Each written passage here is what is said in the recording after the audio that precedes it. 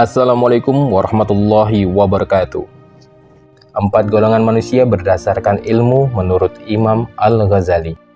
Di kalangan Sunni, khususnya di Indonesia, Imam Al-Ghazali merupakan ulama yang masyhur. Imam Al-Ghazali terkenal berkat keluasan ilmunya dalam segala bidang, mulai dari tasawuf, fikih, teologi, hingga filsafat.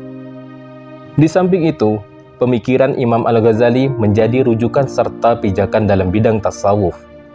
Hal itu terbukti dari banyaknya karya Imam Al-Ghazali yang dikaji di berbagai pesantren di Indonesia. Berbicara mengenai manusia, Imam Al-Ghazali membaginya menjadi 4 golongan. Berikut 4 golongan manusia berdasarkan ilmu menurut Imam Al-Ghazali. Golongan yang pertama, rajulun yadri wa yadri annahu yadri. Seseorang yang tahu atau berilmu, dan dia tahu kalau dirinya tahu. Golongan manusia ini merupakan golongan manusia yang paling baik, sebab orang yang tahu bahwa dirinya mengetahui merupakan perilaku orang pintar, memiliki kemapanan ilmu, dan dia sadar bahwa ia memiliki potensi sehingga ilmu yang didapat benar-benar ia manfaatkan untuk kemajuan umat. Jika menyebut suatu golongan yang terdapat dalam masyarakat Indonesia, maka ulama dan para kiai termasuk golongan ini. Tentu ulama di sini adalah orang yang memiliki kedalaman pengetahuan ilmu, dan ilmu ini benar-benar menjadikannya dekat dan takut kepada Allah Subhanahu wa Ta'ala. Orang yang termasuk golongan ini senantiasa akan mengamalkan ilmunya semaksimal mungkin, sehingga ilmunya bisa bermanfaat untuk dirinya dan orang lain. Duduk bersama mereka akan menjadi pengobat hati, sekaligus menambah wawasan kita. Manusia jenis ini adalah manusia unggul, manusia yang bukan hanya akan sukses di dunia, namun juga di akhirat. Kepada orang seperti ini, hendaknya kita menghormati dan meneladaninya dalam kehidupan sosial, politik, agama, dan lainnya. Golongan yang kedua, rajulun yadri wa la yadri annahu yadri. Seseorang yang tahu, berilmu, tapi dia tidak tahu kalau dirinya tahu. Orang yang kedua ini berbeda dengan orang yang tergolong dalam kelompok pertama. Kalau orang pertama kita harus mengikutinya, namun kepada orang kedua ini kita cenderung untuk mengingatkannya. Golongan kedua ini sering kita jumpai dalam kehidupan bermasyarakat, bahwa orang ini sebenarnya memiliki potensi atau kemapanan ilmu. Akan tetapi, dia tidak menyadari atau mengoptimalkan untuk keperluan umat.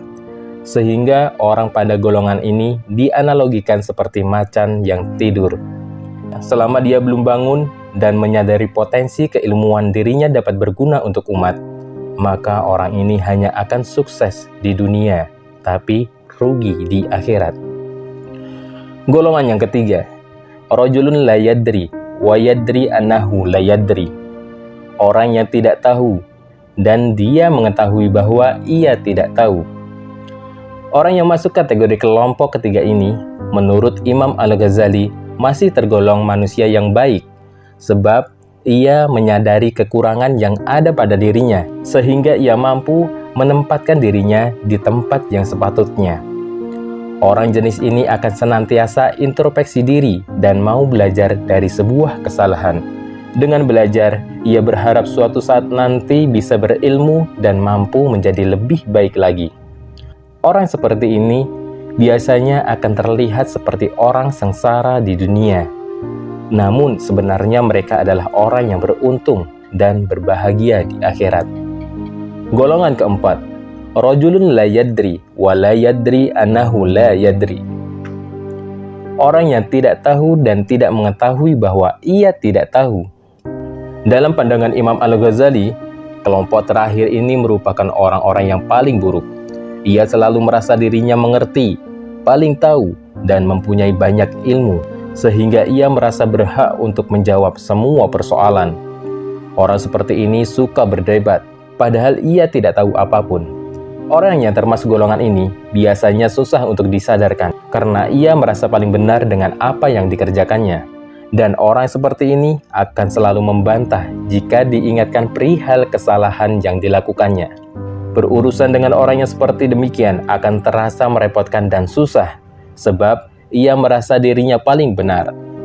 Menurut Imam Al-Ghazali, orang tersebut termasuk orang yang tidak sukses di dunia, juga merugi di akhirat. Untuk itu, mari kita senantiasa bermuhasabah atau introspeksi diri masing-masing, agar menjadi pribadi yang lebih baik. Wallahu a'lam bishawab. Semoga bermanfaat. Wassalamualaikum warahmatullahi wabarakatuh.